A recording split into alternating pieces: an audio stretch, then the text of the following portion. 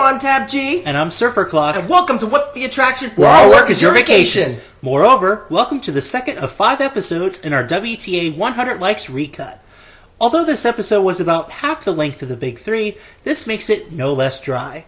It needs redoing, so here we are. For today's episode, we're going back to 1997.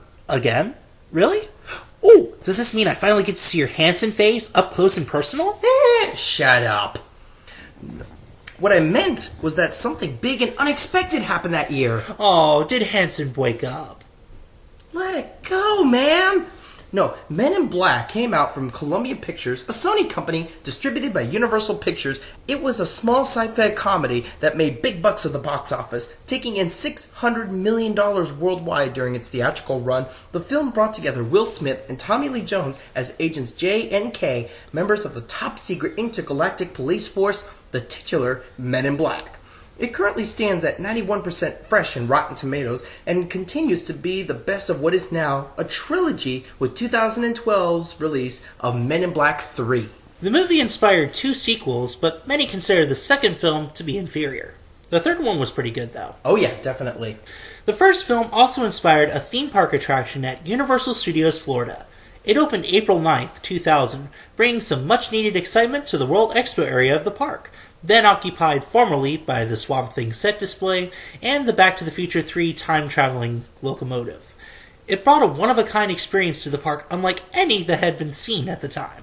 Just outside the ride, you'll find that you appear to be walking up to an attraction called The Universe and You. Signs, overhead announcements, and 60s styles lounge music suggest a more educational adventure awaits. Never mind the fact that you more than likely heard that catchy Men in Black song right outside the pavilion. Here come the Men in Black. They won't let you remember. Here, play with this for a while. Ooh, what's this? No, point this end towards you. Let me put these on and... Shiny. Oh, let's continue. You go. What's all this? Where am I? Who are you? Set it back too far. Oh, here. Listen to my iPod, episode 2, off you go. You're TAP-G, just remember that. It'll all come back to you after a little bit. Okay. Well, anyways, you head into the building where a team member welcomes you to the pavilion and explains the premise of the universe and you. They play some cheerful music that suddenly gets cut off. It's revealed as a ruse, and suddenly you're learning all about the Men in Black. Zed, the head honcho of Men in Black, voiced by Rip Torn, greets you as you get situated with your new role as MIB recruits. Once you've wound your way through the queue, you're sorted into groups of 6 and sent into Men in Black training vehicles to battle the alien scum. Armed with an MIB alien zapper, you accumulate points with the hopes of scoring high enough to don the legendary black suit. And don't forget to push the red button! No, never push the red button. Wait. You listened to the entire podcast already? I skipped all the boring parts. How come we have never considered a career in C-SPAN? And that's why we're redoing this episode. Care to join back in? Sure. Where are we? Well, I don't want to spoil anything outright. The ending you receive depends on how well your team fares out there. The choice is yours. Either try your best and achieve greatness, or just sit back, relax, and enjoy being out of that brutal Florida sun for a while. So, now that you've had a chance to experience Men in Black Alien Attack, albeit vicariously through your whole discussion and rating, what did you think? I think Men in Black Alien Attack sounds a lot like Buzz Lightyear's Space Ranger spin-over at Magic Kingdom. Although there are a lot of similarities, it's because both parks actually use the same company to get the technology. No kidding. Yep. Except that Universal was a little more specific about being able to take the guns off of the little holsters. Oh, yeah. I think that's really what makes Men in Black really so distinctive and, I hate to say it, a little bit better than Buzz Lightyear. Now, I'm not saying that Men in Black is not a ripoff. Yes, this came out 2 years after Buzz Lightyear, but at least, yes, the guns do come out of their holsters, but also, at Buzz Lightyear's Space Ranger spin, this was like the Meisner era where everything was done on the cheap. Everything in there was like cardboard cutouts. Whereas in Men in Black Alien Attack, these are full fleshed out aliens. Yeah, I think one of the original designers, Rick Baker, he created over 100 unique aliens for Men in Black Alien Attack. Mm-hmm. So you kind of see the design style. It's very faithful to the sort of Men in Black style. It's very dark, it's very gritty and kind of brooding, but it has a lot of bright quirkiness at the same time. That's a very hard juxtaposition to mix. I think they do it pretty well. They did it well in the first film, too. So to see that environment getting brought back for this ride is actually really excellent. Oh, absolutely. Now, talking a little bit about the ride vehicles themselves, yeah, it's a little tight. Yeah, that's probably our biggest complaint about this attraction. At least this is one thing Buzz Lightyear did do right. They actually had bench-like seats with a lap bar that kind of comes down on you. Here it's like they're bucket seats. And depending on how your lap bar gets put down, yeah, sometimes it's a little too tight. It is not adapted to folks who are larger than, I don't know, sticks.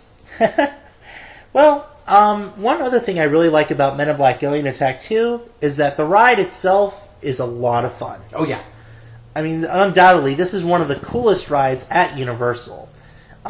Just the whole competitiveness and everything else. It really, you can get addicted to riding it. Oh, yeah. I can see how people come back and ride it time and time again. Mm-hmm. And earn all the points, rack up points, and just see where you go with it. And it's a lot of fun that way. And for me, my favorite part of the attraction is the very end with this whole Universe and You thing. You start off that way with Universe and You. Oh, no, wait, it's Men in Black. Shh, keep it a secret. And when it's all said and done, the secret is over. You get neuralized. You get neuralized, and when you're getting out of the loading dock, you see that big sign. What does it say? Oh, are we alone? Of course we are! And then, the best part of the ride, you're walking down that hallway to the gift shop, and they're playing the Men in Black theme song. And yes, it's repetitive. Yeah, it's annoying. But all you have to do is just swagger to the beat, and you're a mother. Yeah. Oh, yeah. Now, for me, the Universe and You theming is a trifle confusing. Really? What do you mean? I think they did a good job of really trying to bring a Men in Black story where you can bring everyone in on it. Mm-hmm. But have you ever heard some of the stuff that they proposed doing? No, what? At one point, it was going to be a tour of a Florida orange juice factory where they juice the orange juice, and then when they neuralize you, you're going to be back in the orange juice factory. You could have made a Donald Duck orange juice company, really stuck it to Disney. Ooh, yeah. Glad they didn't, though. What else did they go with? There was also they're also going to have you flying into the airport, as if you were going through Orlando International, and you were suddenly whisked away from Men in Black training.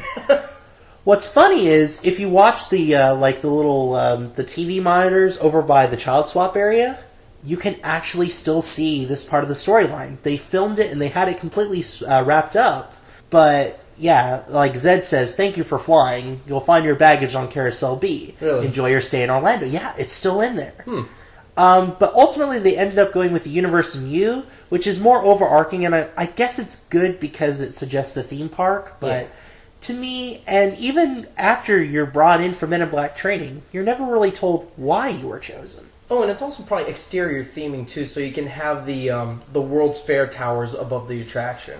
Yeah, which does play a small part in the first Men in Black film. Yeah.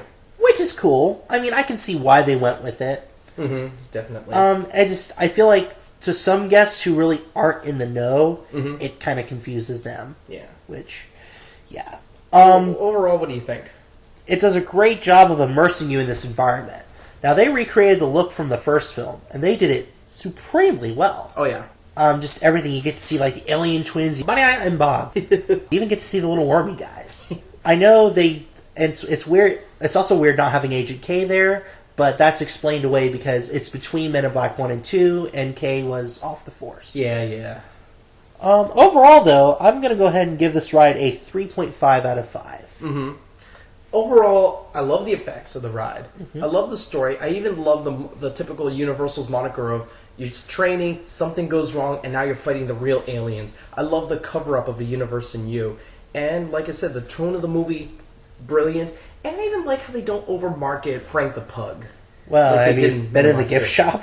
They do in the gift shop, but not in the ride. I think he makes a cameo, but that's about it. Overall, I give this a 4 out of 5. Oh, okay. So that's a 3.5 out of 5 from SurferClock and a 4 out of 5 from TAP-G.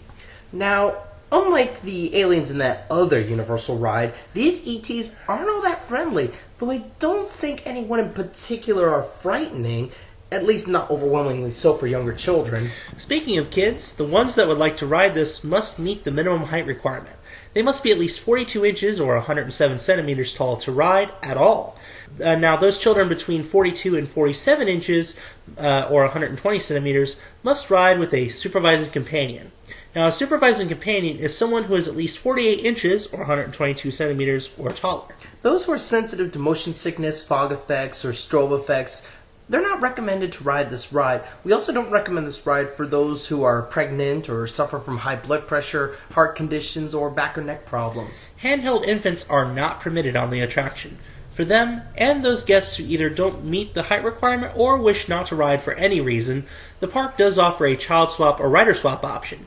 Speak with an attraction attendant for more information. Because the ride does spin several times, loose articles can and will go flying. Backpacks, merchandise bags, souvenir cups, food and beverage, purses, anything too big to fit comfortably in your pocket will not be allowed to ride. Free lockers are available to the right of the ride's entrance, though they're only free for the duration of one ride on the attraction.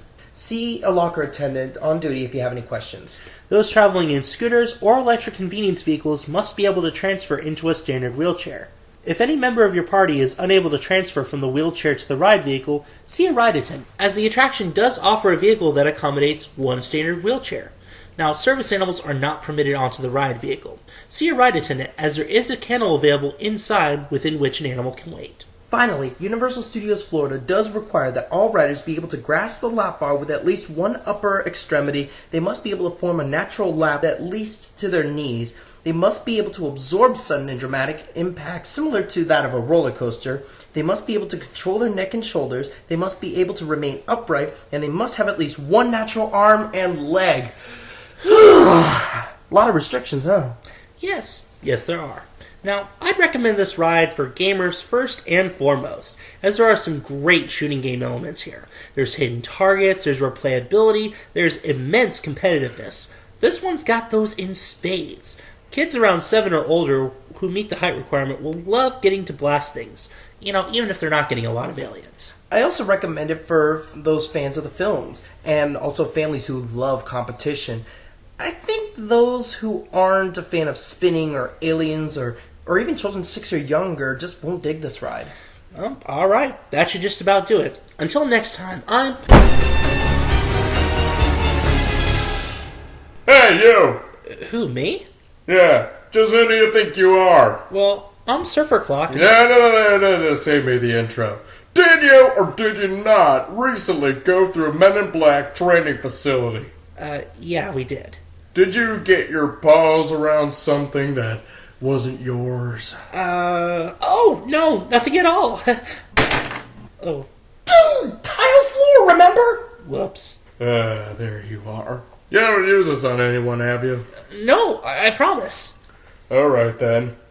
Exam time, gentlemen. Look right here. Oh, look at the birdie! Shut up. This concludes the test of the emergency broadcast system. Had this been a real emergency, I probably wouldn't be leaving. Crisis averted, gentlemen. Have yourselves a wonderful day. Oh, good thing there's no emergency, huh, TAP-G? And I'm a tumor. Thanks for listening to What's the Attraction? Where our work is your vacation. So, what are we reviewing today? Hey, look, 14 minutes of audio we already recorded. Really? Let's check it out.